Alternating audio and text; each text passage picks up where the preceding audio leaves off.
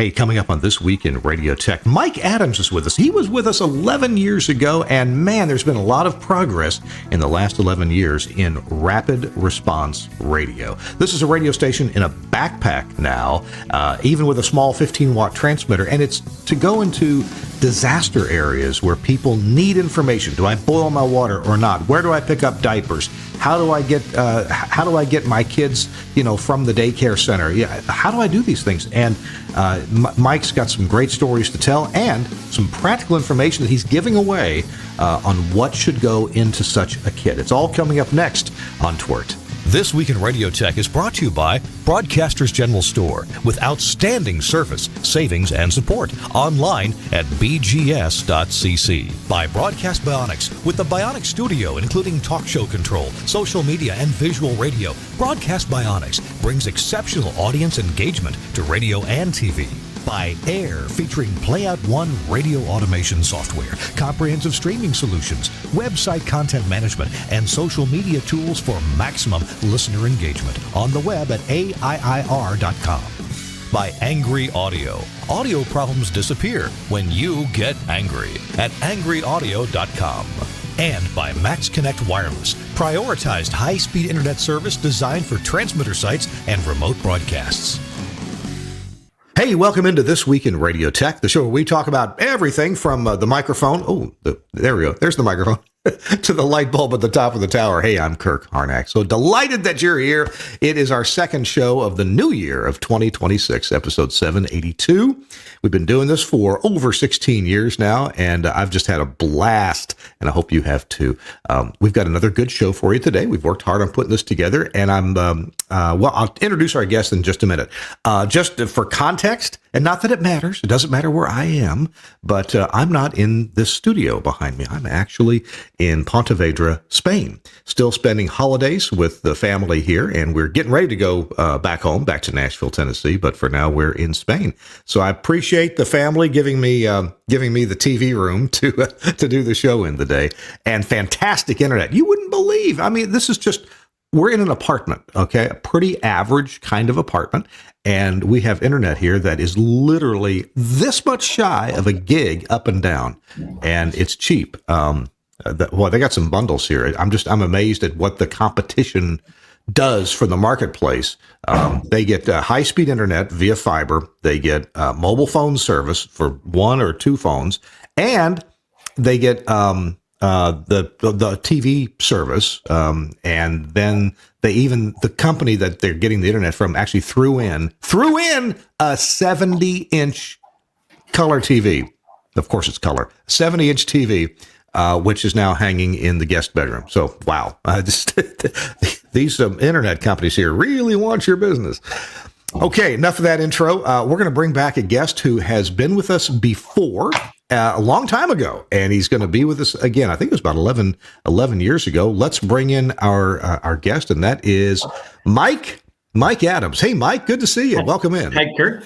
So also in Western Europe here, based in the UK now. So we were nearly in the same time zone. Great connect when you came over here to where the sunshine is. It's just occurred to me, Mike, you do not have a British accent. This is true. This is true. I'm from the top left corner of America. Dad was a Boeing guy. Our family's from Seattle, Washington. My wife is English. We're based in the UK now.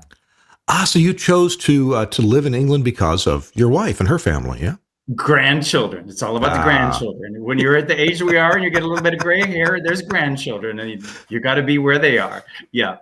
I have got 3 tricycle motors just down the hall from where I'm sitting right now. Their grandma, my wife, Carmen, is keeping them nice and quiet in the kitchen, watching. I think they're watching Paw Patrol right now. Oh my goodness. Well, Mike, last time you were with us, what did we talk about? It was something about like instant pop-up radio stations that could be put up when and where needed. Yes, I think it was early 2014, and I had just come back from. The super typhoon in the Philippines. So I work for a faith-based broadcaster, Far East Broadcasting Company. So for 40 years, I worked for Far East Broadcasting, and we had a disaster response arm called First Response Radio. And So as we're pre-recording the day after Boxing Day, it was the Boxing Day tsunami 21 years ago, very nearly today, which mobilized our disaster response team to building radio stations in the middle of disaster zones. And when we did our last call, we had just finished responding to that super typhoon Haiyan in the Philippines. 1 million homes were destroyed or partially destroyed. It was and the role of radio was really huge. And we were the first radio station on the air, first radio or TV station, the first broadcast station back on the air after the typhoon on day 6. And so that's what we were talking about, the state of play, where things were 11 years ago. Since then, I've recently retired and moved on and doing some freelance work and continue to work in disaster radio. But the question is, how do you build a radio station and get it on the air in the middle of a disaster zone within 72 hours of the disaster striking? That was the challenge. Yeah, right. And we're going to hear about that response. I'm sorry, go ahead. I still feel the emotion going back 21 years, being on the ground in the tsunami, in the worst part in Indonesia, in Aceh, and just getting on the ground and getting it going, just get it on the air and try to figure it out. We were inexperienced. We were way in over our heads on the deep end, sort of. And we began to figure it out. We began to put together our process. And so that's what we've come to. We've spent 21 years doing it now. I've retired from first response radio and my paid job with the radio mission, and have launched rapid response radio, just doing capacity building, training everybody else to do what we've learned in 20 years. Wow. We're going to have Mike Adams as our guest here over the next hour, we're coming up on. And Mike's going to tell us about rapid response radio and give us, a lot of hints as to how to do this ourselves, if that's needed. If you viewers, if you're an engineer and you do some consulting and you want to do some real good and you want to help people out, pay attention to this episode, because Mike's going to basically give us not only stories of how this works and what he's done, but also how to do it yourself. So that's all coming up. Our show this week in Radio Tech is brought to you in part by our friends at airline.com. We're going to start with Mike's story and information that you need coming right up after this. Hey, it's Kirk Harnack, and I'm here with Ricky Lee, the CEO of Air. Ricky, you guys make a fantastic automation system, but streaming is a really big deal. Tell me about streaming with Air.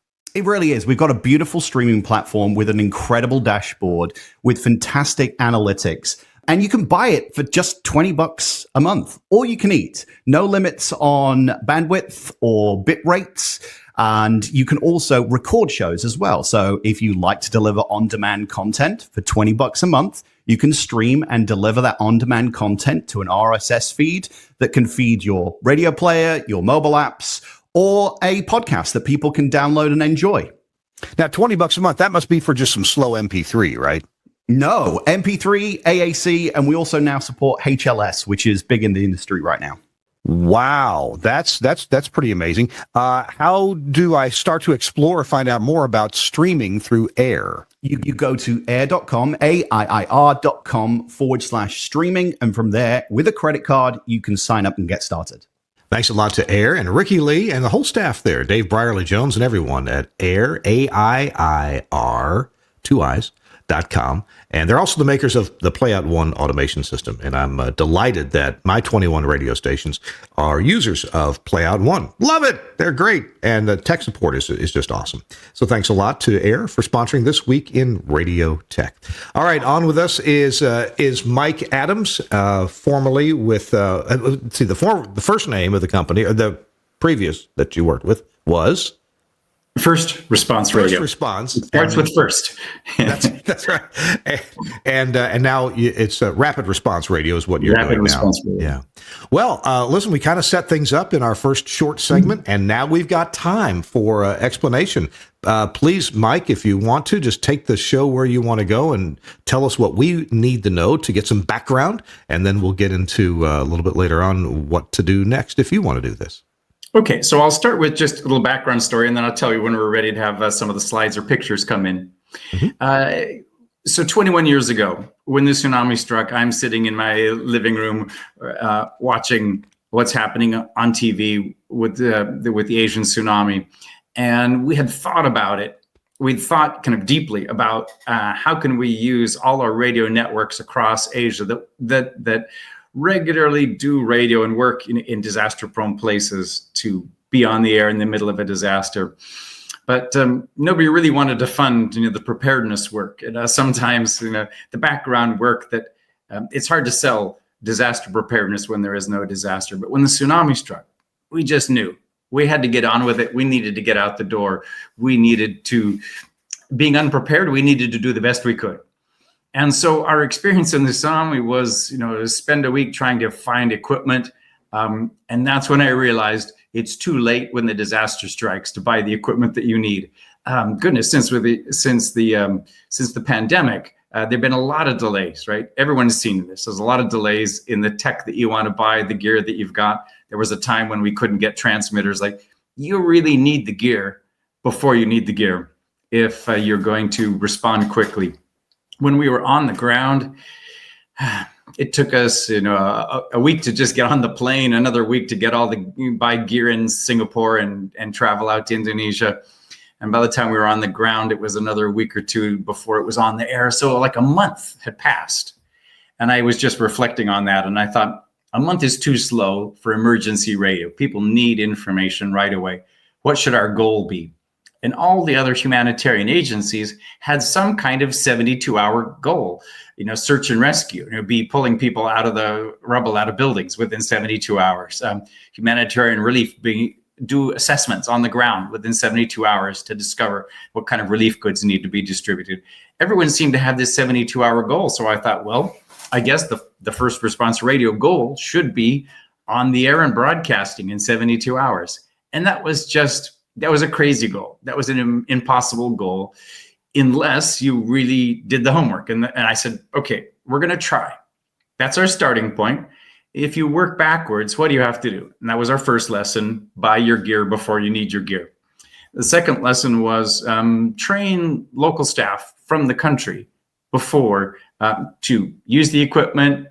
And so we would start to do training events in the Philippines, Indonesia, India, Pakistan, where we would take the equipment in, give them all the equipment, train them to use it, and talk about disaster radio. What is the role of radio in disaster response? You need to understand the UN humanitarian system, how it works, how things are organized, where you get the answers to all of these questions. Someone says, do I have to boil my water or not? Or is it drinkable straight out of the tap under today's circumstances? And all of those answers would come from a different UN cluster group. And so we just learned that we had to teach and train our local partners to be aware of the humanitarian world and what's happening when the disaster response is going on, that they're in the middle of, what their role is and how to add real value to the humanitarian response. But we decided it had to be 72 hours on the air, and 72 hours was our goal. And so we began building a kit. And some of the research work had been done by our UK partners who had squeezed a studio into a Samsonite suitcase. So let's pull up the first slide then, Kirk. It shows the blue. Hang on a second. Let me make sure I know how to do this here. There we go. Okay. Yay. All right. So this is a blue Samsonite tourist or a suitcase, and the engineer from our UK partner, Charles Randall, customized off-the-shelf equipment, customized it to fit into the suitcase, to be mounted into the suitcase, and added some custom features that weren't broadcast-ready features from the equipment that was purchased. So to begin with, that was like suitcase number one. That's a studio. Okay. Let's go on with that. I got a question or two, if you don't mind too much. Let's do the questions as they come up, as you think of them, because your listeners are screaming and shouting at the screen also. This thing, Ranger 4 across the top, looks like a couple of muffin fans in there. What is that? Oh, yeah. So the computer fans have become the speaker screens. So to make it robust, you don't punch out the speaker. 11 years ago, you asked the same astute question, actually. So that's so everything is really ruggedized. It's in a sealed case, waterproof, airproof, dustproof, and and pretty rugged. So for 20 years, that's what we used. And it slowly upgraded. It was basically the same, but we got rid of, the mini disc player was history, almost as soon as we started. Yeah. There was a CD player, then there became a digital audio player, and the various Zoom and digital audio recorders changed over time. But a 7-channel mixer and a couple accessories and a built-in speaker. It stayed pretty stable. So as Randall Concepts built the Randall Ranger, it stayed fairly stable over the 20 years that we used it. Okay, that makes sense. Cool. Now, by the way, I don't see a transmitter. That's right. Here. So this is only suitcase number 1. The full radio on a suitcase has 3 full suitcases. So if we go to slide number 2, the second suitcase, your Gator 4-rack unit rolling case. This is, almost my second lesson after you have to buy gear before you need it was it should have wheels. You're going to carry this thing through airports. You're going to drag it places. Everything should have wheels. So the studio is on wheels with a handle.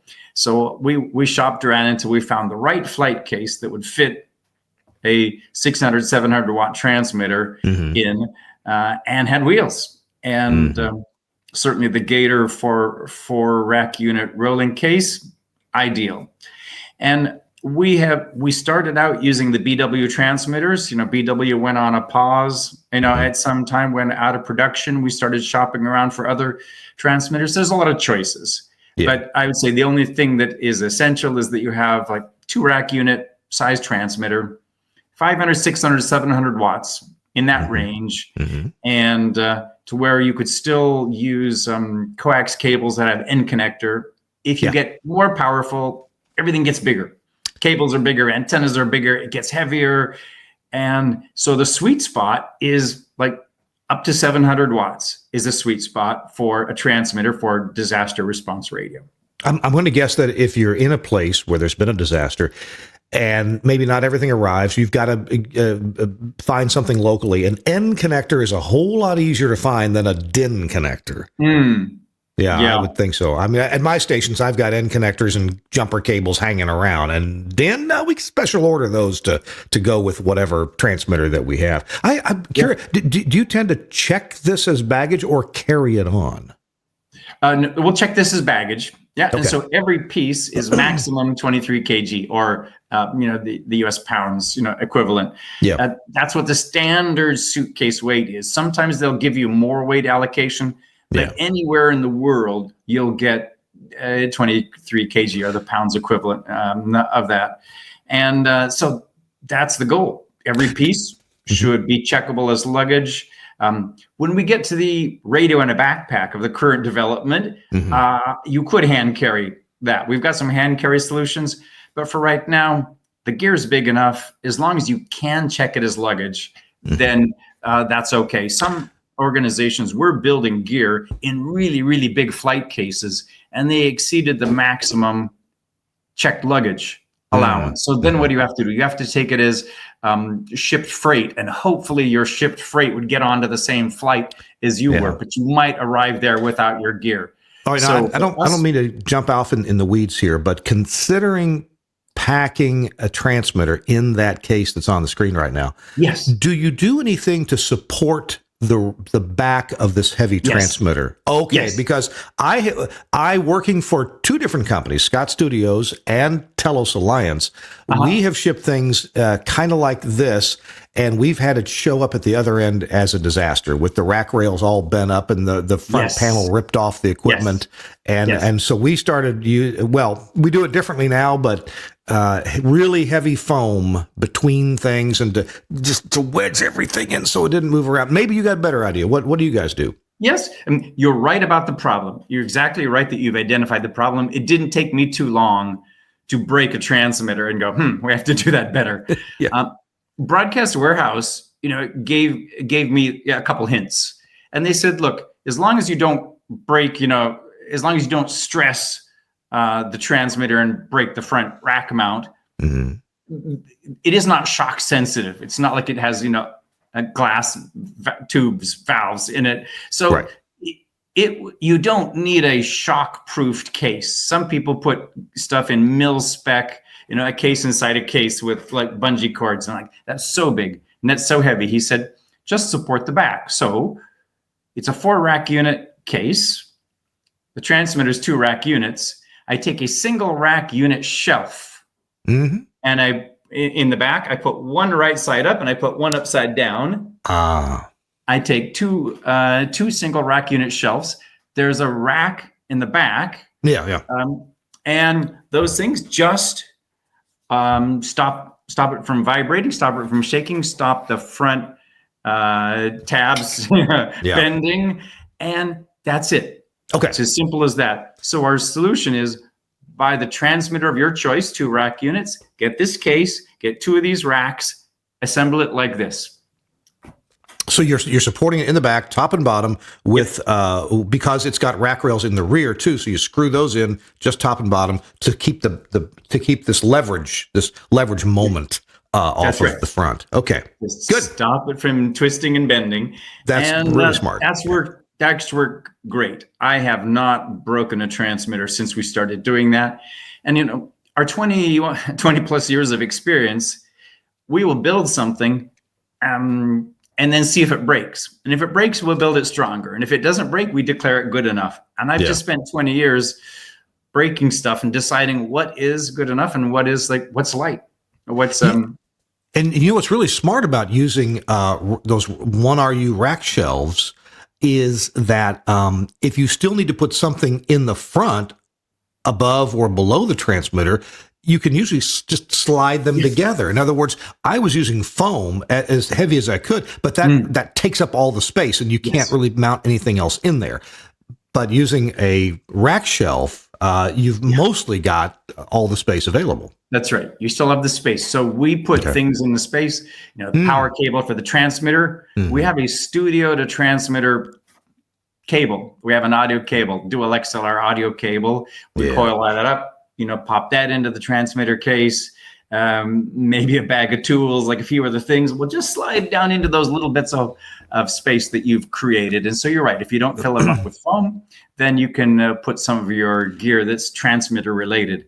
We have a lovely little cable adapter, which takes dual XLR, and on the other end, it's some small 3.5 mil mini earphone adapter. Yeah. This is the, feed the transmitter from your iPhone. You feed the transmitter from the laptop that you have. When the studio is broken and it had a power surge and blew up or something like that, no problem. You pull this little cable out, which sits in the transmitter case, and you feed it straight from your laptop or your Android phone, anything.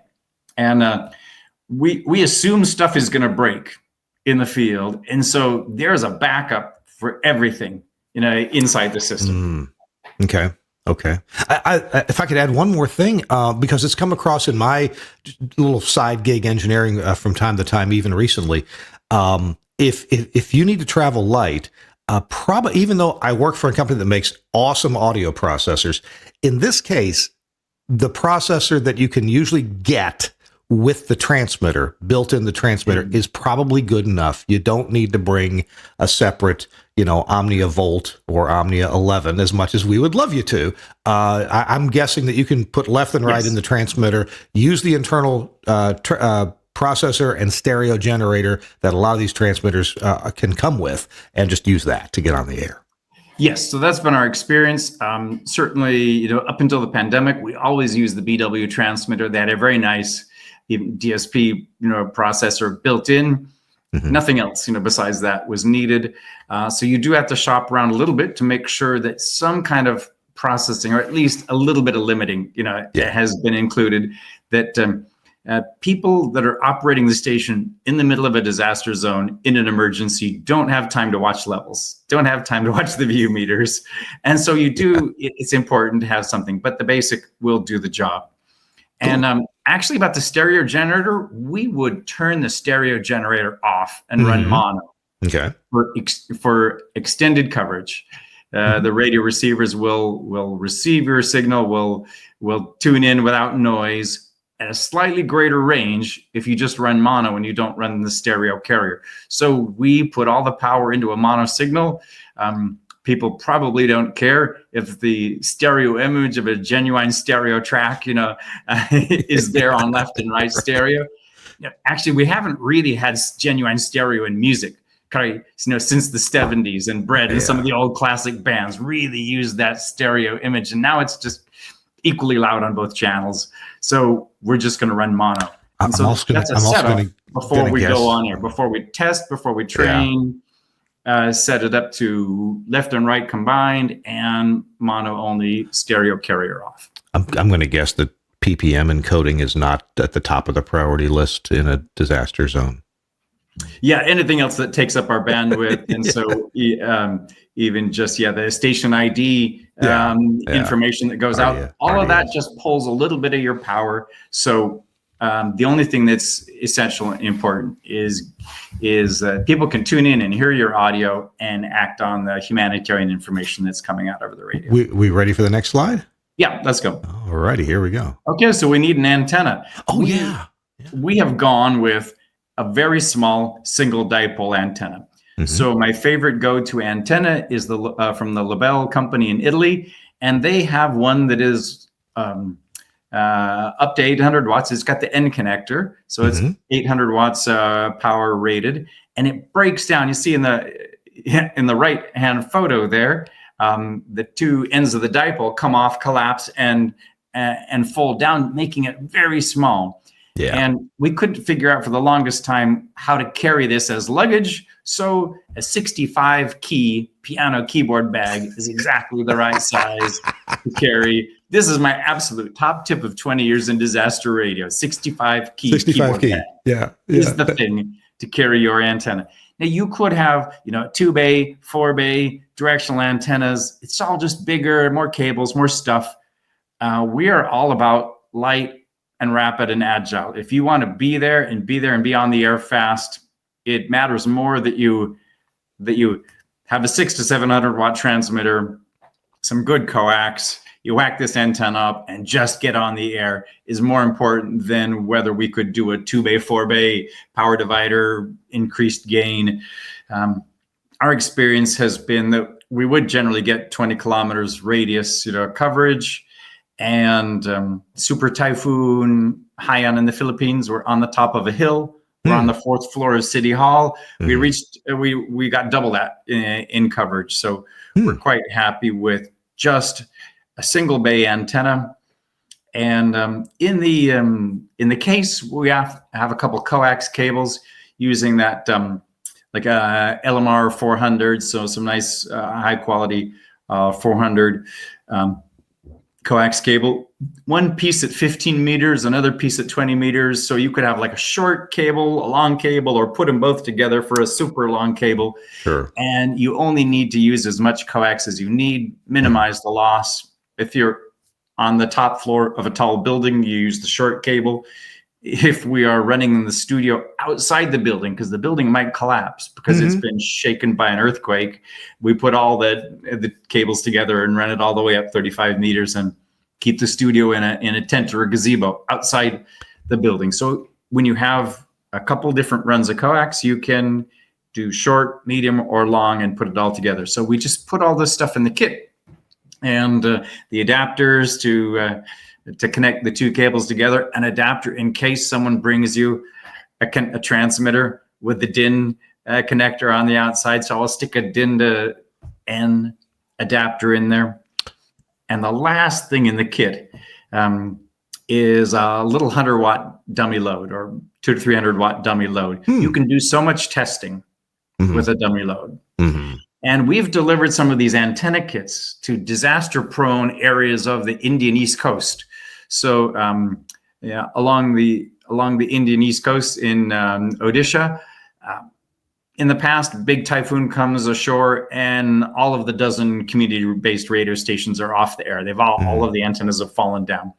Transmitter's okay, studio's okay, just the antenna blew down. I went out there and did a half-day training project.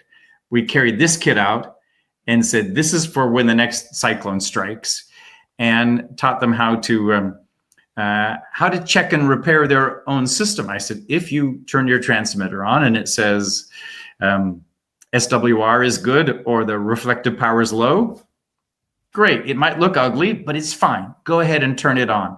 And if it's broken, take this dummy load and put it on the end of the cable and use the dummy load to step by step come back closer to the transmitter. And then you can say that cable's good, or that cable's good. Oh, this must be bad. And just only replace the components that are faulty. You could do that with a $10,000 analyzer and a TDR and everything. But I just found everywhere in the world that I go, people understand this concept. It's a fake antenna. If you stick the dummy load on and it looks good, then everything up to that point is good. And the problem is somewhere after that. And it's just divide and conquer. You can easily tell with a $100 dummy load where the problem is. And so some of those Indian radio stations, they said, so I had a 2-bay antenna and a power divider, and then it didn't work, or it fell down. But if I just found one good bay and the cable was good, I could have put it together and gone back on the air. Yes, you could. Like, oh, we get it now. Because before their systems were installed by engineers from the capital, they'd come out from Delhi and install these community radio stations. But when the storm hits, when the typhoon or hurricane knocks their antenna down, they're not in a hurry to come back and help them. And when they had one of these kits in a typhoon-prone coastline and just a little bit of training, then they were good to go. They said, like, we are no longer helpless. We can do this ourselves. Nice. I've got a couple of questions. I'm going to ask them now, and we're going to take a quick break, and maybe you can answer them when we come back. Number one is maybe you can relay some advice on places to put an antenna temporarily. Can you put it in a tree? Can you put it on a barn? Can you put it? What are some places that I don't know if I would stand there, look around, see what's high, and can I get to it? But maybe there's a smarter way. And the thing I love about dummy loads, they make terrible antennas, but they make great troubleshooting devices. And that's what you were relating. Hey, Mike Adams is our guest here on This Week in Radio Tech. I'm Kirk Harnack. It's time for a quick break to hear from one of our amazing sponsors. And I love these guys. We haven't run an ad for this product in a long time, and I want to remind you about it. And the reason is because I get asked about this all the time. In my full-time job at Telos, I'm often talking with people about phone systems. And people almost always ask me, what should we do for call screening? Well, this ad is a couple years old, but it's still perfectly valid, and this is the best product out there for call screening from Broadcast Bionics. We'll be right back. X-Screen 2, the simply amazing new way to control, screen and log calls using your Telos HX6, IQ6 or VX Talk Show systems, helping you to get the best calls to air quickly and easily. X-Screen 2 is a powerful touchscreen interface that connects alongside your VSET 6 or VSET 12 handsets and even enables you to screen directly on your PC using a USB headset or sound card. X-Screen 2 clearly displays the status of lines and hybrids, quickly captures caller details for screening and automatically stores a log of calls and easily manages station and show directories of important numbers. There's also a scheduling clock and chat window for instant messaging and visual talkback to other X-Screen workstations on the system. As soon as a line rings, the caller's name is displayed, if they've rung before, and we can look up their location. X-Screen also usefully shows how many times they've called before and when they last called. You can add alerts to identify nuisance or persistent callers before you've even answered the call. To route a call to the VSET or headset, simply click on the handset symbol, exactly as you would use the button on the VSET. Using the other icon on the line, we can hold the call or route the call to a hybrid. Selecting an alternative device will change the icon key so you'll always know the destination of the call. The tabs on the right-hand side provide more information and control the selected caller. We can add this caller to a caller directory or create a manual entry for someone we call regularly. Calling someone is as simple as just clicking dial on their entry. A free version of Xscreen is included with your HX6, IQ6 and VX TalkShow system. The full version of the software enables the caller database, directories and alerts and other cloud-based features. All Telos customers can try the full version for 3 months by downloading the free trial. More information is available by contacting Broadcast Bionics or your local dealer.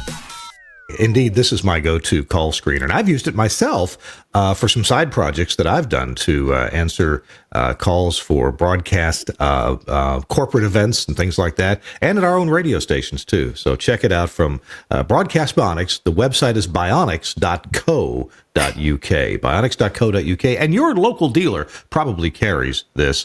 And if you get a Telos phone system, well, you get to try it out for free for 3 months. So check it out. It's This Week in Radio Tech, episode 782, and Mike Adams is our guest. It's been over a decade since Mike was with us, and Mike, so glad that you contacted me and said, hey, I've got some new stuff to talk about. Shall we continue with the hit parade on your presentation? Yes, let's go to the next slide. Hey, I was going to ask you. Do you have more questions? You're right. For identifying, what are some tall places that are typical to use, or maybe what's an unusual place to hang your antenna? Right. So we tell everybody that you need to get your antenna up 20 meters off the ground. Okay. So that would be, you need a 20-meter mast, or a pole, antenna, or tower, or better, on the top of a 3 or 4-story building, and then just a very short stick, on the top of a building. But your other suggestion was what we always tell our teams: look for the water tank. The water tank is always on the highest point in the building. Find the water tank, stick this on top of the water tank. Yeah. Or wherever it is, this should be there also. Yeah. And so top of the building, it's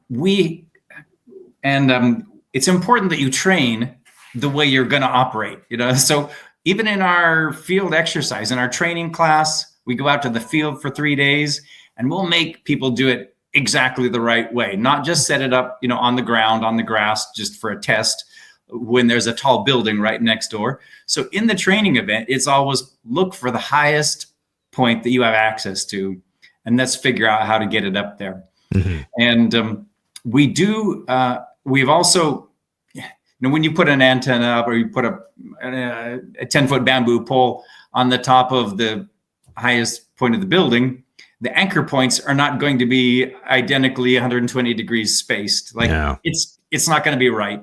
So we always do 4 anchor points, because you just can't be sure.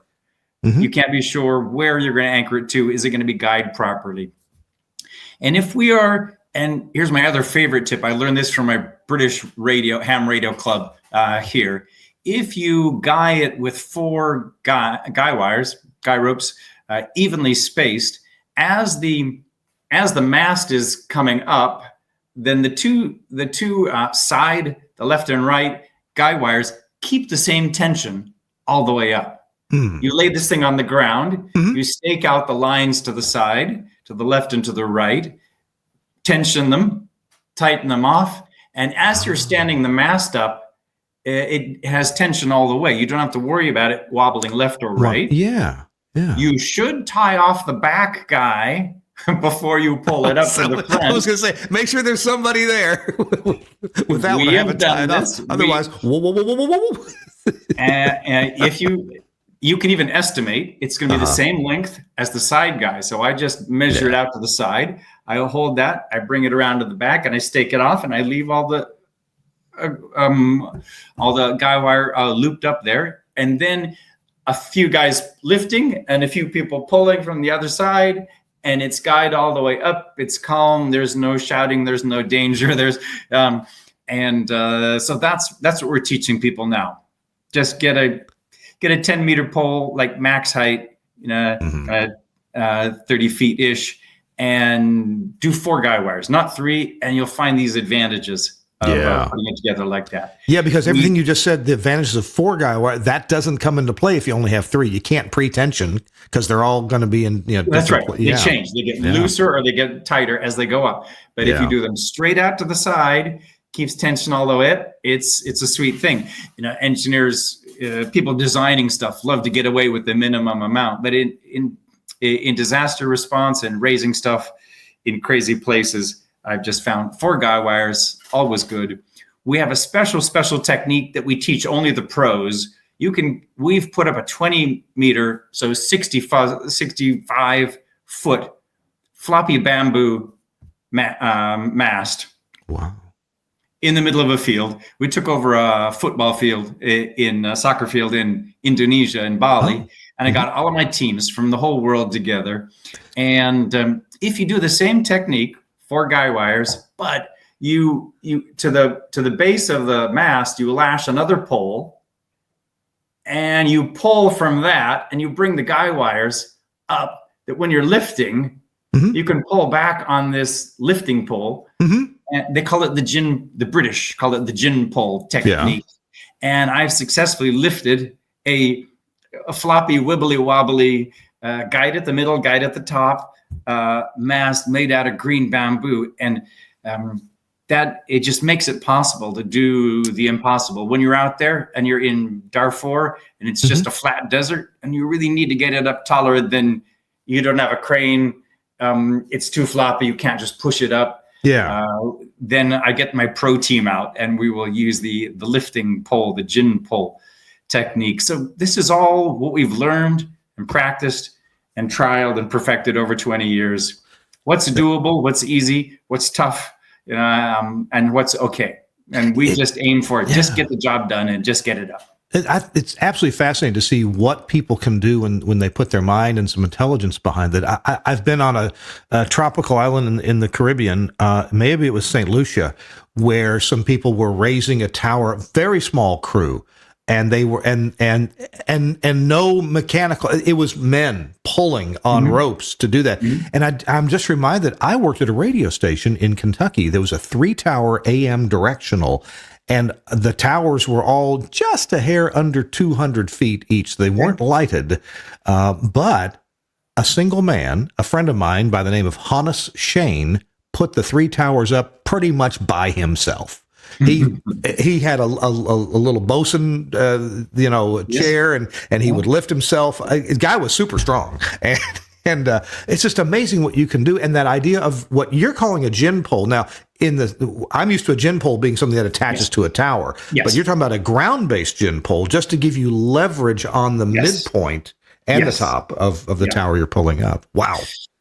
And I think the British said this, and I don't understand. I know gin pole the way you just described it. And this, think of it more like, this is like a barge comes into the wharf and they're unloading stuff, and you don't have a mechanical crane, and they would do this. They would do this to lift cargo out of the ships and onto the wharf. And so it was a dockman's kind of trick or skill. And the ham radio clubs here in the UK have adopted it for putting up 65-foot high scaffolding pipe for a 2-meter field day. And so I took lessons learned from my hobby and combined them with my day job. And that was one that's been to great advantage. We had a place in Indonesia, Sumatra. We responded to an earthquake, and the building had these wild and crazy spikes on the top of it. So it was pointy in the middle, and it came out to points and spikes, and it was all tiled. You couldn't get on the roof. You couldn't get onto the top of the building. And so we had to just, poke the antenna out the window. It's a dipole. We put it on an extender, and we clamped it to a pole that we just lashed into the window frame and went out the window on the side facing the community. The building was on the beach, so we didn't care about radiation in the other direction. The only wrong answer is to put it on the ground where there's buildings all around. You just got to get it up high. And my colleague was on the ground in Mozambique and he looked up. He said, "What would Mike do?" And he's standing there, and he looks, and the highest thing is a water tower with a water tank on the top with little pseudo rusty ladders going up. And he goes, "Sure, that's where it's going to go." And it worked great.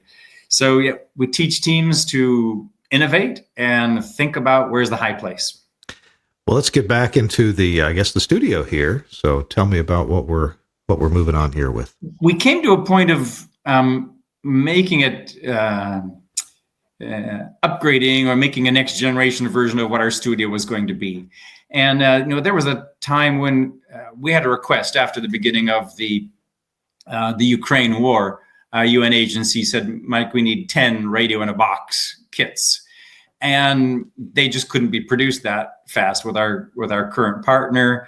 And I just realized that everything in the world, all of this capacity building depended on Randall Concepts and depended on me buying and assembling all these kits and selling them out. And we thought, what we really need is a solution where everybody can build everything for themselves. And this was my pandemic project. When I was locked down and I couldn't travel to India and other countries and work in Asia, in my pandemic project, I started thinking about what could we do, or what kind of off-the-shelf stuff would be completely functional and ready to go without modification, that anybody could buy it and anybody could assemble it.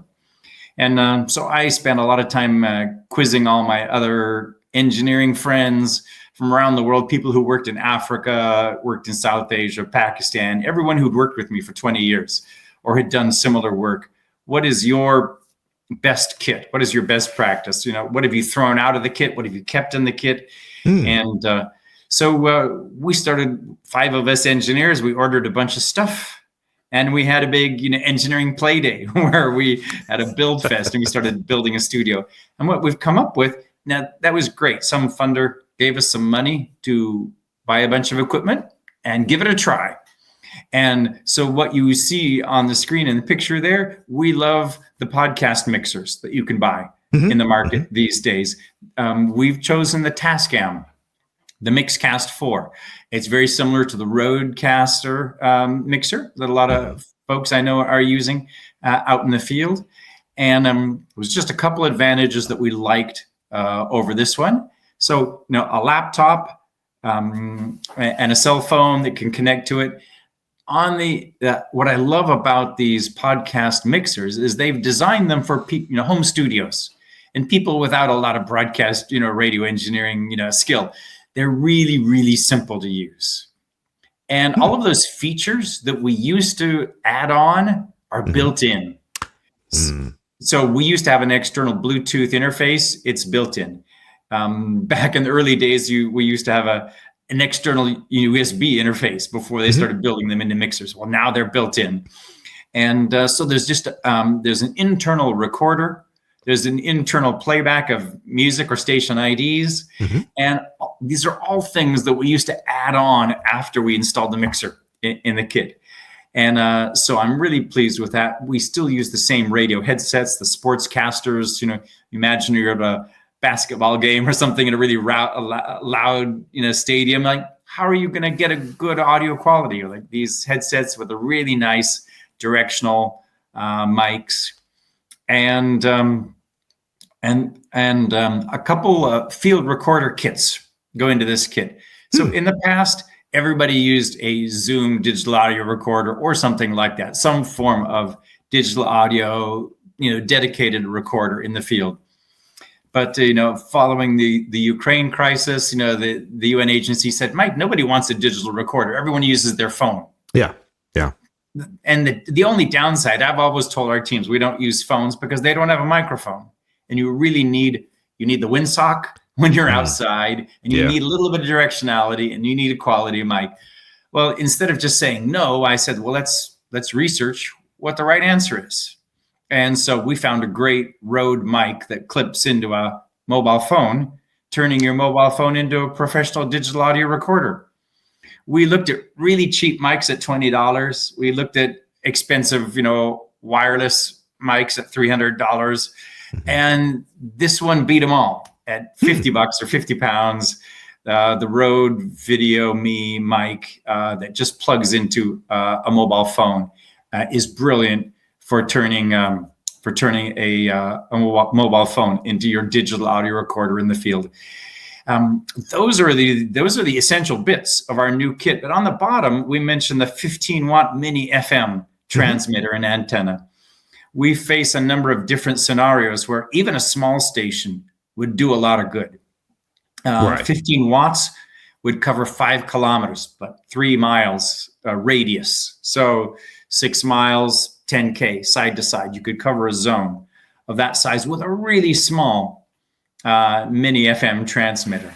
And before, I would never use anything less than 600 watts. It's got to be a real man-sized transmitter. It's not worth putting up.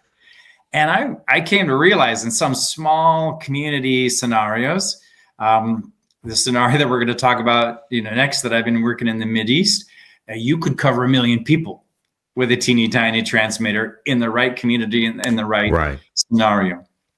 And all of these items, the other great thing about them together is they work on internal batteries or 12 volts. The Tascam mixer runs on 12 volts. The Rodecaster works on 12 volts. But they have a wall-wart AC adapter, right? Well, I just threw away the AC adapter. I bought a 12-volt power bank and manufactured a cable to go from the mixer to the power bank.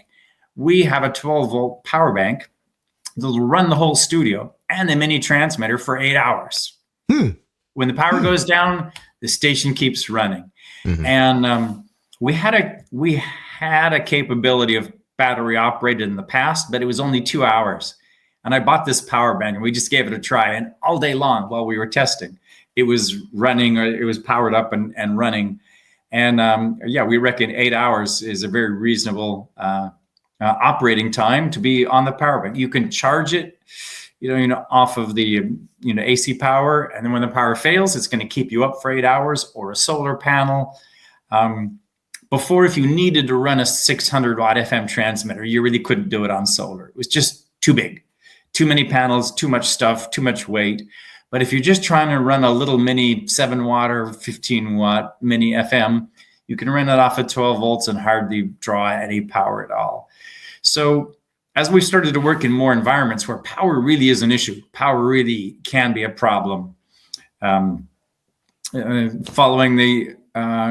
the storm in Jamaica back in October, some of the places it's not going to be fully powered up until the end of January. Still, there's a lot of communities, no power. And so to have a radio station that runs on solar or power when it has it, or can run on the generator, and when the generator goes down for refueling, keep the station on the air. And so I love the components because they can all run off of 12 volts. You get a laptop with a battery that'll run 8 hours. The whole thing can run offline, off grid for 8 hours. And then when I realized we'd thrown out all of these other components and we didn't have a whole lot left in the kit, it would fit in a backpack. And someone said, my podcaster team are going across North Africa and they need something small and light. And I thought, I bet, what if we got a backpack? Could we squeeze it all into a backpack? And the answer was yes. So we have one version that is like Pelican case, flight case mounted, that opens and is fully ready to go. And another version where we put it into a backpack. And I happen to have one here with me now, if we want to spend some of our last 10 minutes or 8 to 10 minutes. Tell you what, we've actually, this is so interesting that I've been irresponsible on my commercial breaks. We need to take a couple more breaks, and let's take one of them right now. It's This Week in Radio Tech. Mike Adams is our guest, and he's got fascinating stories to tell about rapid response radio, and he's going to show us what's in the backpack here in just a minute. Our show is brought to you in part by our friends at Henry Engineering, and one of my favorite products, the Back UPS. You can get it from Broadcasters General Store. Let's hear all about it. We'll be right back.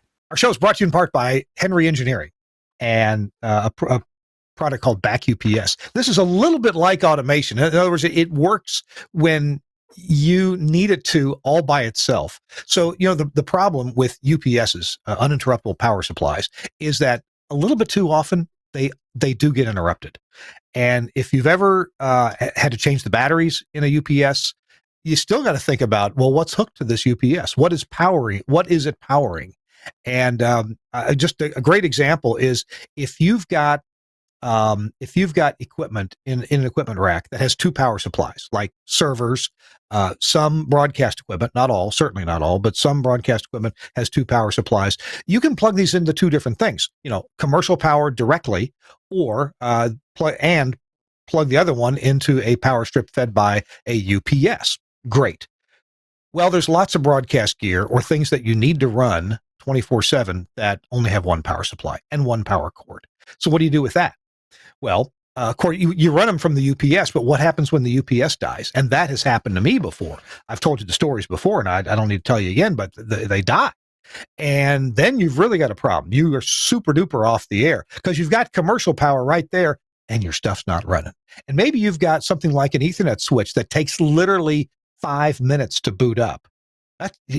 Boy, that's terrible. Well, Back UPS from Henry Engineering is a solution for this. Yes, you can buy much bigger AB switches that operate automatically for AC power. The Back UPS is far more reasonably priced. It's pretty much designed to have one of these per rack, one per rack where you have a UPS. And so you plug commercial power into one input and you plug your UPS into the other input. And normally it's on the UPS. Normally it's the UPS input that's providing power to the duplex outlets on the other side of it.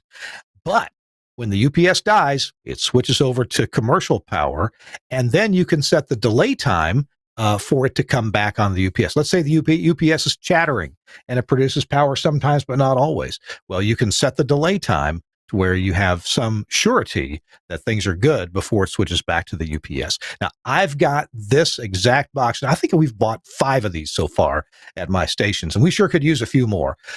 But we put them in the racks, and we feed equipment that only has one power supply. I've got some workstations with only one power supply.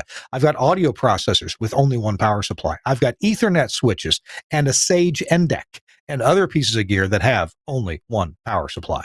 But with the Back UPS, it's almost like you've given them 2 power supplies. At least you've given them 2 power sources, and it'll switch back and forth automatically. One of the slickest products from Henry Engineering since the Super Relay, and you know how much we love that one. So check it out from Henry Engineering. The place to get it is from Broadcasters General Store, BGS. The website is bgs.cc. bgs.cc. And they keep improving their website. It's really nicely up to date.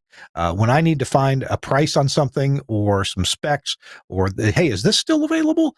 I go to bgs.cc. And you can call them too. They're really friendly on the phone at 352-622-7700.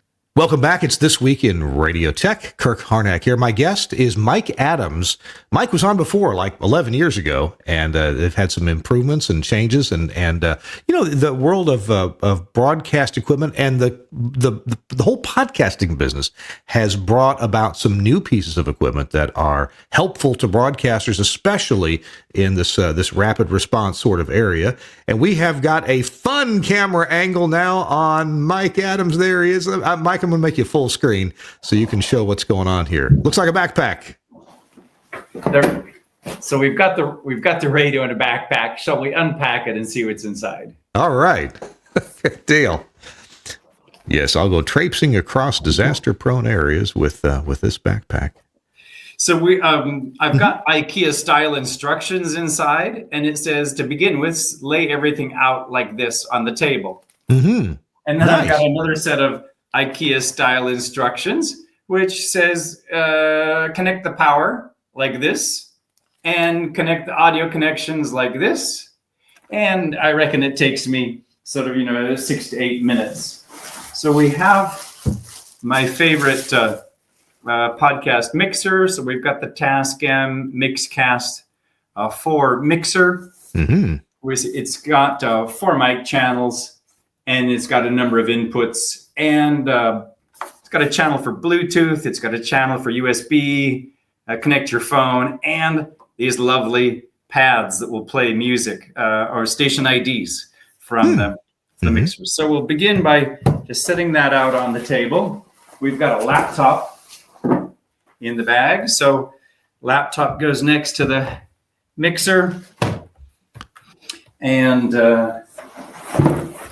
we we power everything by the power bank. And so our power bank has a number of 12-volt connectors and a couple USB connectors. Oh, nice. So the power bank will sit down here. We've got a speaker bar, so speaker bar to listening to our production. There is a great feature in the Tascam that when you open up a microphone, you can mute the speaker output. So just like broadcast studio mic muting in the studio, that's a feature or a function that you can include. You can set that up in the Tascam. Okay, so he plays our output. What else have we got in the bag here?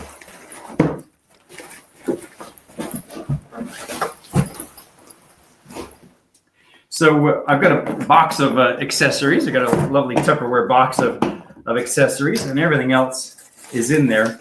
We've I think one of the clever things we were talking about before was running it all on 12 volts. Yeah. And you can do that with the 12-volt power cable. We've just made a special power cable that has the special Tascam connector on one end and the standard 12-volt connector on the other end. So that'll allow us to power the mixer. So that Tascam connector, it looks like a captive connector. Yes, that's right. So it screws in and locks in place so that in the middle of the emergency broadcast, you don't get a tripped, cable pull. And so it's a very clever feature, but we had to find the exact right connector to manufacture a cable that would run it off of 12 volts. We're actually using that same captive 12-volt connector on some equipment from Telos in the Infinity intercom line, and I think it's a great solution. It's very secure, and yet it is attainable. So yeah, smart choice there.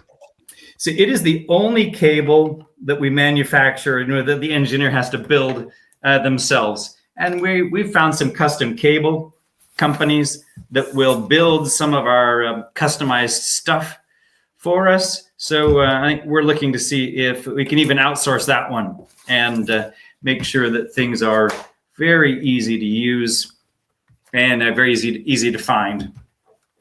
So, what else is in the big bag?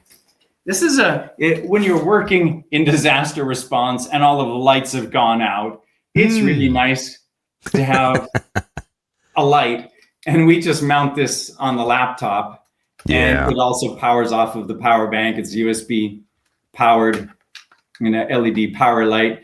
Super handy when it's all dark and the power has failed to be able to get power from the. So these are the key components. We will. We've got a power supply for the power bank. We've got a power supply for the laptop. And they all join together on one cable, one connector, IEC connector that will hook you up to the AC power. Sure. But just by way of demonstration, today we have no AC power available to us. We turn on the power bank here, and then we can turn on the mixer here. It lights up. Did you notice we color-coded a lot of stuff? Sure. Have you ever been there in the studio? Everyone grabs a black microphone and you open up the wrong fader. Yes, exactly. One thing to note is that your laptop doesn't get power through the power bank because it has its own batteries, doesn't it? That's right. It has its own batteries, but that is why we've got the two power supplies there. One power supply runs the laptop. One power supply powers the power bank. Do you happen to know the number of times we've come into a room and they've said, "Here's your one socket. You have to connect everything to this socket." It's really nice to have one single plug to plug everything in. Well, let's see how we're doing here. So from the main mixer, we have 4 mic channels. We use our headset mic And I do love these. I do love the built-in sound effects and station IDs. Let's see if we've got sound coming out now. Way. Okay. We on the sound effects, you can also put in a station ID or your favorite song. Mm-hmm. This one is in Filipino. Boil your water for 2 minutes before you drink it so your children don't get sick. And it's been put into a message. Kung di mo matiyak na malinis ang tubig, huwag mo tong. So I do love that we can have station IDs, we can have information loaded on here, and you can record to the laptop, or you have a big red record button. Also, you can record to the SD card in the mixing desk. So all of these things that we used to add on are internal features.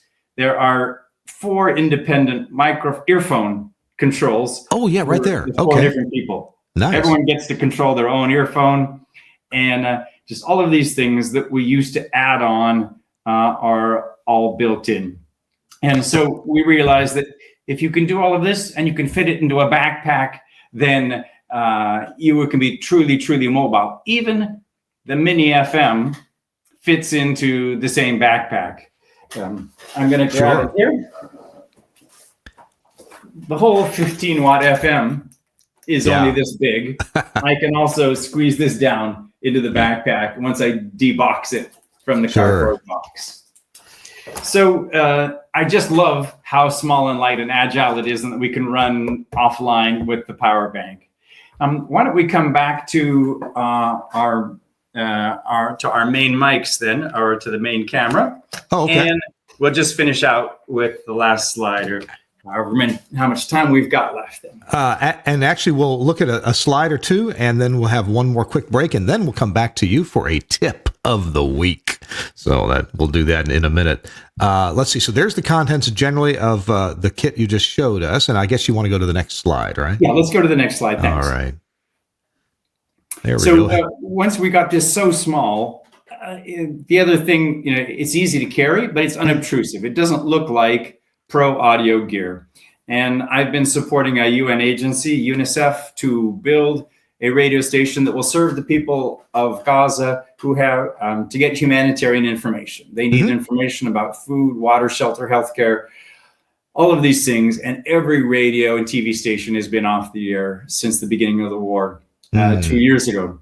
Wow. So I thought, well, prototype number 1 of the studio in a backpack went into Gaza. In the picture on the left, I've flown into Cairo, Egypt, and handed it over to UNICEF.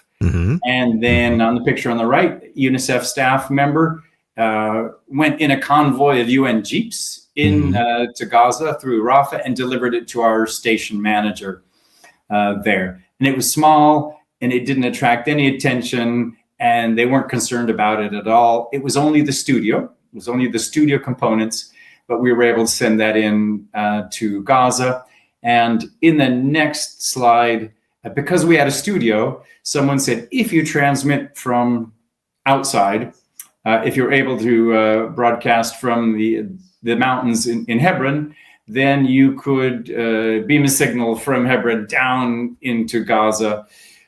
Whereas we didn't have access for transmission equipment to go into Gaza, we could broadcast from the Palestinian territory with a license from the local authority. And so right now, starting last month, there is a humanitarian radio station that can be heard across the entire Gaza Strip. I went to find a tower there. And then in the last slide, you see the components that we use to do the job. Again, another 700-watt transmitter from Alenos, and a couple directional antennas stacked on the tower. A pair of directional Yagis pointing in the right direction gave us an amazing signal downhill into Gaza on the ocean at sea level. Yeah. And so just trying to help the humanitarian community figure out a way to provide communications. Phones went down, internet went down. Oh, wow. It's been, even when they repaired the internet, it's it's unstable, and more lines and underground cable and fiber optic cables are broken, and connectivity fails again. So it's been a long project. It's been a 2-year project to get a studio on the ground, to empower people to make local programs, and alongside UNICEF and the other UN and humanitarian agencies, and to get a transmission set of equipment set up in Hebron. All of this with local partners and local agencies. It's the toughest project I've done. It's been a long haul on this one, but it was a great place to use a studio in a backpack. Sure. We've got another one in production right now, heading off to Jamaica. And so we ran a workshop when I was there, just training our local Palestinian colleagues in the importance of communications, communicating with our Gazan colleagues, and what people really need to know, what Gazan voices say on the ground, what is important or essential to them now. So I think that's our last slide. If I could make a comment, years ago in '93, we had a big ice storm in Mississippi, and it took out power. Some communities were without power for 6 weeks. In Cleveland, Mississippi, where we had just, a year before started the radio station, we were the only station on the air for almost 100 miles. It was just a huge area of no radio.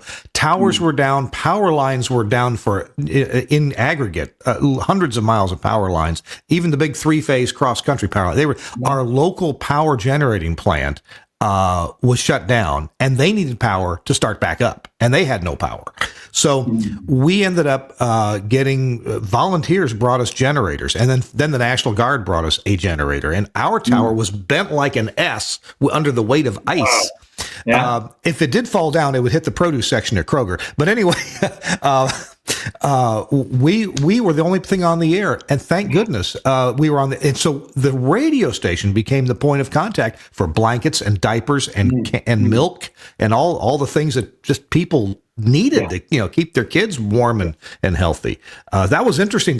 The radio station became the point to bring things and pick things up. Yes.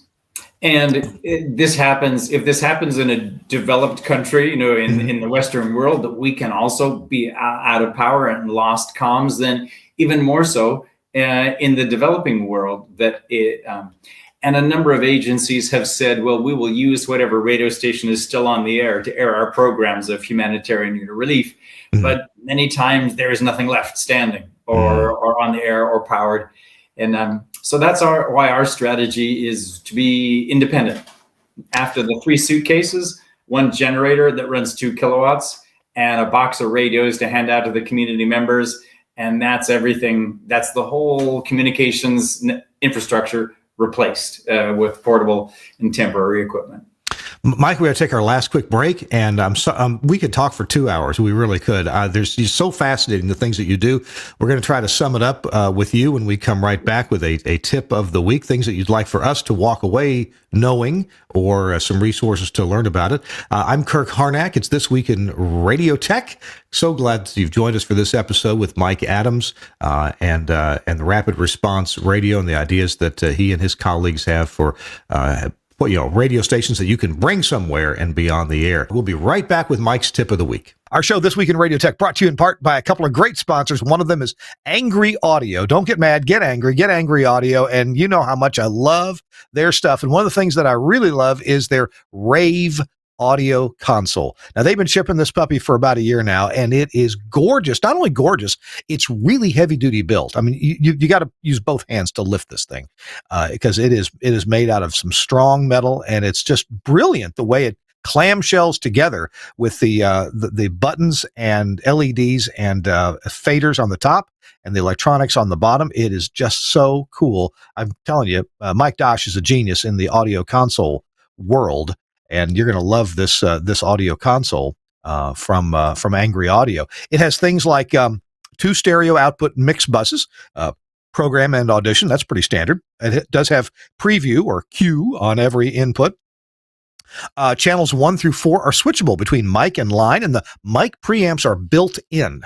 and they're on XLR connectors. On-off buttons are slightly recessed, so you prevent accidental actuation there. See, really intelligent design here. Channels 5 and 6, they're switchable between Pro levels and IHF levels. IHF, what's that? That's the minus 10 level that you often see with unbalanced designs. It has an ergonomic wrist rest. Channels 7 and 8 are capable of mix-minus. There are 2 mix-minus outputs with talkback. On-air indicator that lights up when the mics are open and the monitors are muted. That's right on the console. You can see on the console, hey, is there any mic on, right?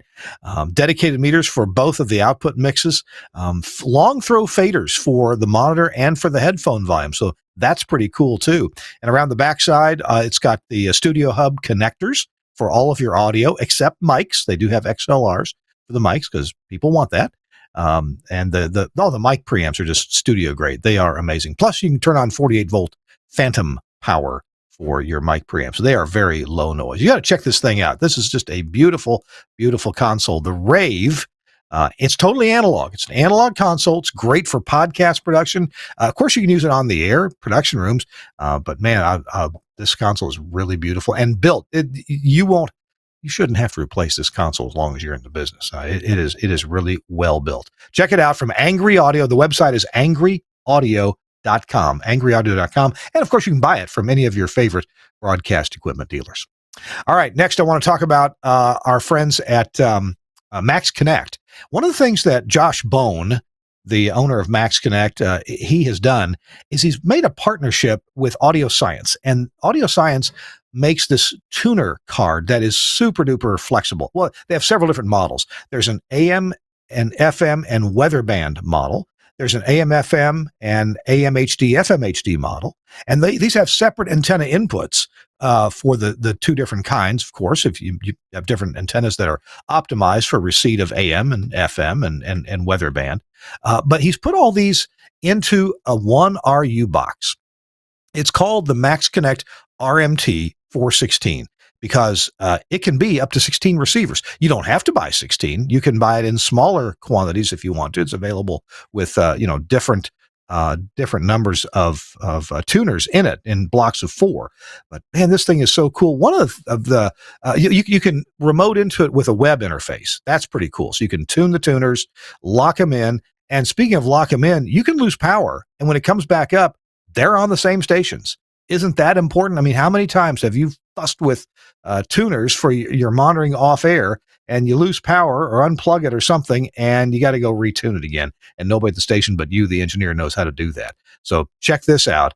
You can monitor all of it also with SNMP. If you are into SNMP, you got that. Oh, each tuner will stream as well through an built-in IceCast server. So yeah, you can listen remotely with no problem. Check out just all the features at the Max Connect website at MAXXKONNECT, Max Connect. I know it's spelled funny, but there's a link in the show notes. MaxConnect.com. Check it out. Yeah, there's some features right there on your screen.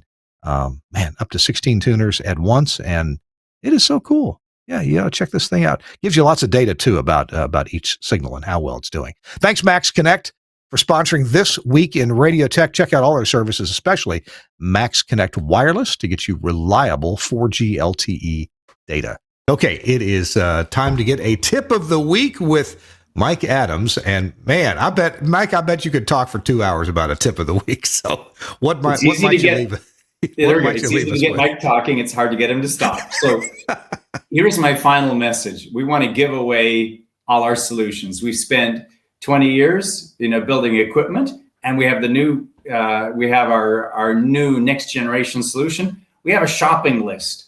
We would love to give away the shopping list. It's an Excel spreadsheet with all the links. You just click on the links, or you find the relevant model and part number in your country and where you are. So everything is on there. My favorite little fuzzy microphone that goes on to cell phones, the little Rode mini mic. Love this. Everything that we buy, everything that goes into our kit, it's on one spreadsheet. We'll make it available. So we'll put my email address here, or get in touch through This Week in Radio Technology. So we want to give away how we build this kit. And the second thing, if you want training materials, all our classes, all our modules have training manuals to go with them. We're happy to give away our equipment technology, our equipment solutions, and our training manuals. We want everybody to learn from what we've learned. We've done it the hard way. We've learned it the hard way. I'm going to give it away for free now, and happy to work with anybody who wants to do more of this. We'll look in the show notes for links to what Mike's talking about, and we'll have it in there. Mike, it's been a pleasure to see you again after 11 years and to have you back on the show. And I'm so glad that you're enjoying some retirement now. How's the grandpa thing going? We are close to the grandchildren. That's great. And I can take time off if I want to. I can be as busy as I want to. But for me right now, this is my primary effort, is giving away everything that we've learned. Once I've given it away, I feel that I can fully step back from work and retire. So if you want to engage with us, anybody out there, any of the listeners, then you're helping Mike retire. I hear you. Yeah, it's nice to see your work be available to others to carry on, and they don't have to stub their toe as much as you have over time. So, Mike, thank you so much for being with us. I wish you joy in retirement, and I wish that people would take advantage of what you have learned over the years. So, thanks very much. It's been so much fun today. Don't hang up. Got a couple more things. We'll be right back. I'm Kirk Harnack at This Week in Radio Tech. Thanks to Suncast for editing and publishing our show as usual. And I have really enjoyed being here in Spain, doing a few shows while we are seeing our grandkids here in Pontevedra. So we got to go. We'll see you next week on This Week in Radio Tech. Bye-bye.